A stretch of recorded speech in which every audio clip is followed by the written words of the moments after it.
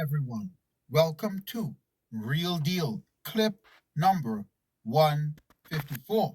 You can now follow me on YouTube, Facebook, and TikTok at Real Deal Clips Bahamas.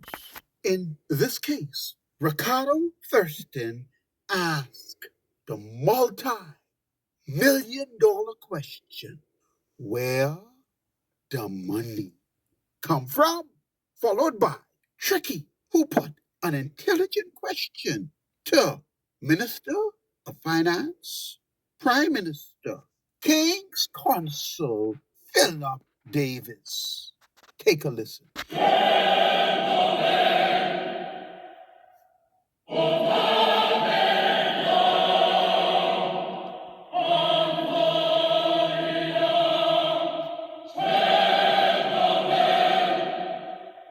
Cannot leave this issue without talking about the responsibility of the media. Absolutely. One simple question posed by the media could have provided a great degree of enlightenment for the Bahamian people. Now, not just the media, Mr. Thirst, but also these intelligent talk show hosts. If they were not intelligent, I would not add them in this clip. But because I believe that they are competent, I add them in this clip. Now, what's the question, Mr. Thurston? They could have all asked the media houses and these talk show hosts. Just one question they needed to ask the Prime Minister. Where is this money coming from? Yes. One question. One simple question. Where is the money coming from? Coming from the carbon credits. That's where it's coming from. You know that. Nobody asked the question. There was no loan facility put in place to borrow the money. I just think it's a How matter did of they get just, the money? Tricky, how you doing? Right here, Steve. Carla, what's up? Hey, what's up, Tricky? Yeah, I texted you because the article Steve was showing the public. I would like for the public to understand and see it, and you can explain it makes sense to me. Why is the Bahamas government taking our investment fund? Our investment fund.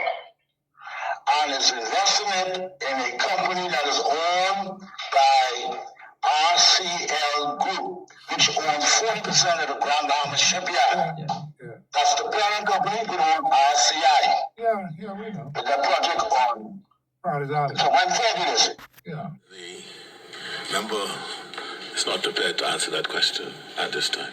The honourable member is not prepared to answer those questions at this time. The member will not answer that question. The member is not prepared to answer that question.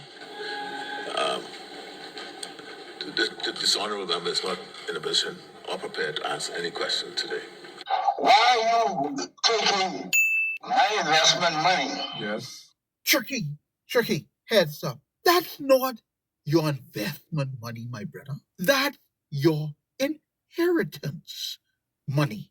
That's your patronage. You ain't got to work for that. That belongs to you. Good question. Invested in a subsidiary, not the parent company. Because they don't care. A subsidiary of theirs. It makes no sense. Just for the record,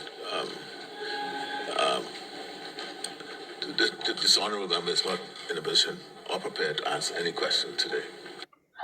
Royal Caribbean Limited is the parent company. They weigh $32 billion. $32 billion. Why you invested into one of their hamburger joints? Makes no sense to you. Please, somebody tell me how it makes sense. Okay, let me answer your question, Tricky. It's a conduit. So you get into business with a company, not really for profit. You have access funds that you need to legitimize. In other words, I can put it where the common man could understand in the streets. When the mafia have dirty money they need to clean, they just find legitimate business ventures to get involved with to clean their money. But in our case, the Prime Minister thief our money. I have an announcement first. Go right ahead. We'll start with an announcement. If you are a Bahamian citizen and you are over the age of 18, The Prime Minister has just stolen $55,000 from you. Has just stolen $55,000 from you. Say it again. If you are a citizen of the Commonwealth of the Bahamas and you are over the age of 18, the Prime Minister of the Commonwealth of the Bahamas has just stolen $55,000 from you. Every single person over the age of 18. Man, woman, boy, and girl. Man, woman, boy, and girl. $55,000 So if you are a every year. Bahamian citizen Mm-hmm. and you walking around here, can't buy groceries, can't feed your kids, the Prime Minister just stole $55,000 from you. And now he gotta find a way to clean it up. And in order to do that, he have to do it in plain sight. So the Prime Minister can't just take monies from the investment fund and drop it into the economy. Questions will be asked. So he needs a conduit. And then he's setting up Oh, by the way, he's setting up the campaign playbook. He's setting up the campaign playbook. He's going to be able to say, this is what we have done with proceeds from the investment fund. So but it's a vehicle that they could put money in. It goes through the front door and comes out through the back door. He's able to, his cronies. This is how he's feeding his cronies. These fellas really believe that we still in the 40s and the 50s. They don't realize that these smartphones give you information that they thought was hidden, but it's easy to find. Oh boy, we gotta get rid of this crew. Just go on. I hear you. They don't have any keys. Leave them, let's walk in the door. I hear you. Whatever you got, if you ain't turning it over, don't eat your lunch. Because if any of you are over 60, I sorry for y'all if you ain't putting that money to good use because ain't much people hiring people over 60 now. So if you ain't have no business ventures of your own, you'll be just like how those same people, homeless people you ought to be overlooking, you'll be wasting them. And Michael Pintard, he asked the question either. And he getting paid now. The F&M getting paid to do a job. You don't know, you just get fired for incompetence, right? And when you get fired for incompetency and taking a kickback, Mr. Pintard and the F&M members of Parliament, except Aram Lewis, and in Brave Davis' case, theft by reason of employment, along with all the other MPs, PLP MPs that took a kickback. And I hope you're listening good, Bahamian citizens. In no alleged here, in no word alleged, we have the files, the dossier. You can't reapply to the same company. In this case, no need in coming back to us, the Bahamian citizen. You've had your chance. And Lincoln, don't come with your cap in your hand. You could put that cap back on your head because with your track record, there's no way in hell we can give you an opportunity. I think where we are right now, we make it about the politicians. Yeah, This is about us now. it is. What are we going to do?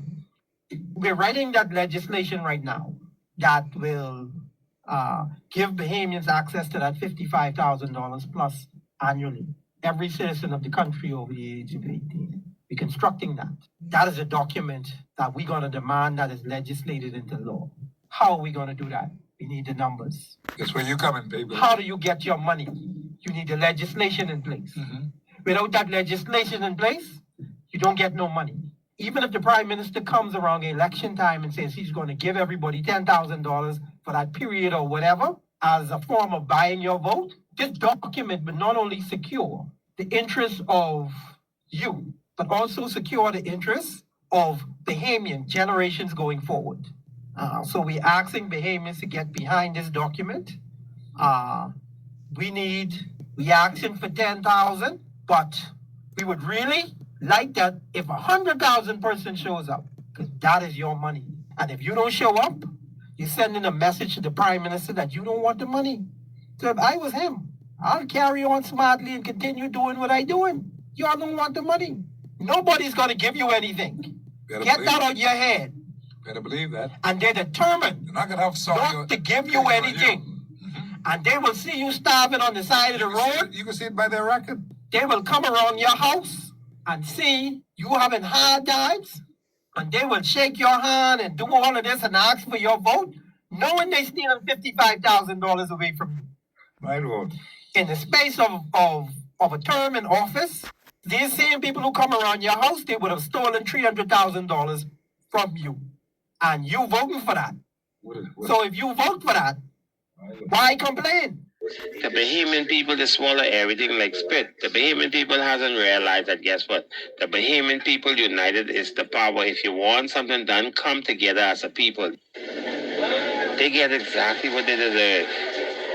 And that's what's going on, and it will continue going on until the Bahamian people realize if the people want better, the people gotta come together so they could get better. The people ain't gonna get better if the people don't come together. If the people remain politically divided, ain't no better happening for the people. Listen and you'll fear. Just stop the sneer. Need over 10,000 petitioners at the wheel. If you don't listen and you'll fear. Just stop the sneer. Study to show thyself approve and take it. Hear me now.